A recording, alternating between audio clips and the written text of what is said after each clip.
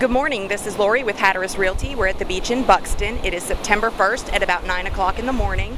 As you can see, the surf is up a little from Hurricane Earl. He has slowed in strength to 125 miles an hour, but he's moving a little bit faster this morning at a ground speed of 16 miles an hour.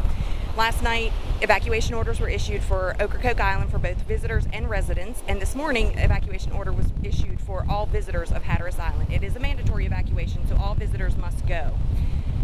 Stay tuned to our Facebook page and our website for more updates on Hurricane Earl.